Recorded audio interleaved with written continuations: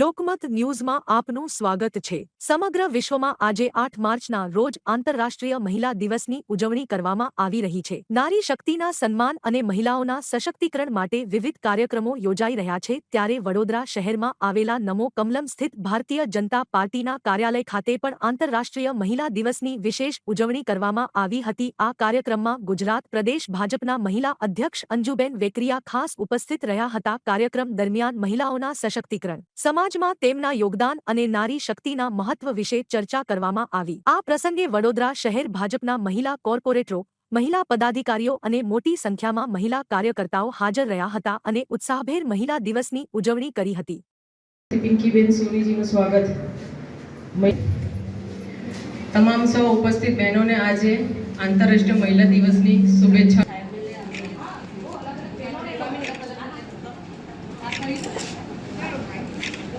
प्रदेश अध्यक्ष एवं श्रीमती अंजुबेन वेकरिया जी नी स्वागत।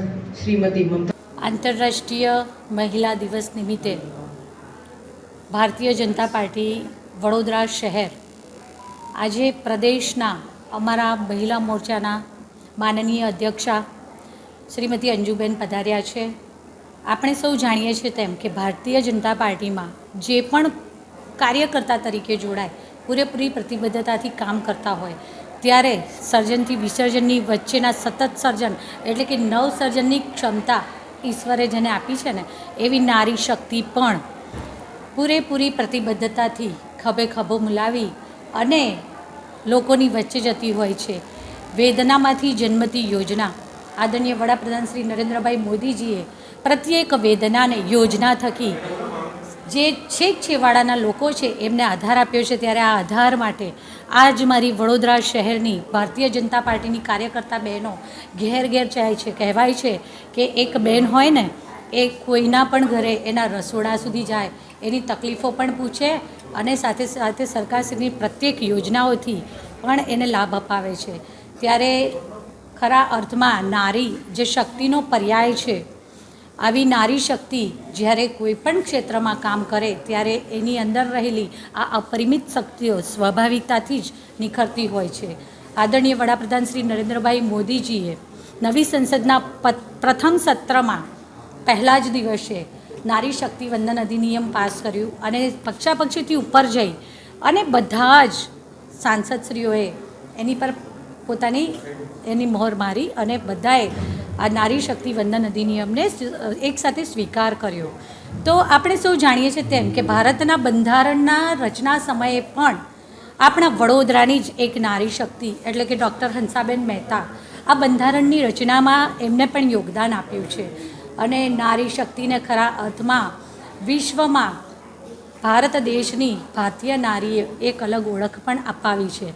त्यारे अत्यारना आज उजवाई रहेला आंतरराष्ट्रीय महिला दिवस निमित्ते हूँ सौने खूब खूब शुभेच्छाओं पाठवुं छुं। आज विश्व महिला दिवसनी उजवणी भारतीय जनता पार्टी द्वारा समग्र गुजरातनी अंदर दरेक जिल्ला महानगरनी अंदर करवामां आवी रही छे।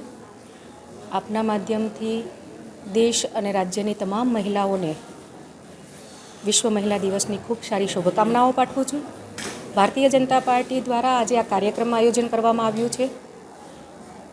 अलग अलग क्षेत्रनी अंदर जे बहनोए सिद्धि हासिल करी छे तमाम क्षेत्रनी बहनोने सन्मानित करवानुं छे।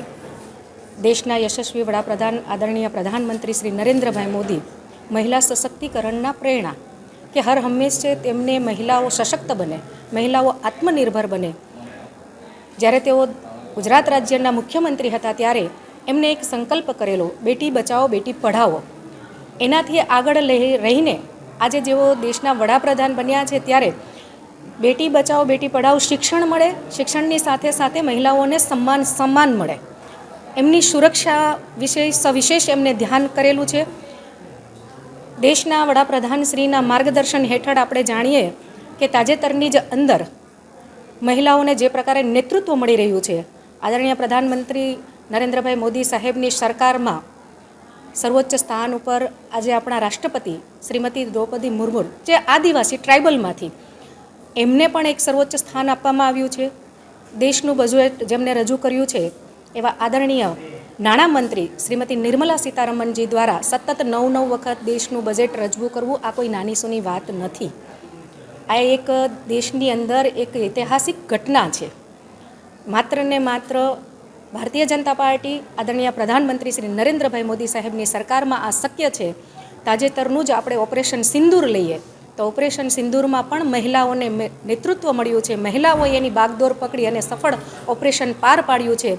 ત્યારે દેશની અને રાજ્યની તમામ બહેનોને ભારતીય જનતા પાર્ટી ગુજરાત પ્રદેશ મહિલા મોરચાના અધ્યક્ષા તરીકે હું બધાને ખૂબ શુભકામનાઓ પાઠવું છું, શુભેચ્છાઓ પાઠવું છું.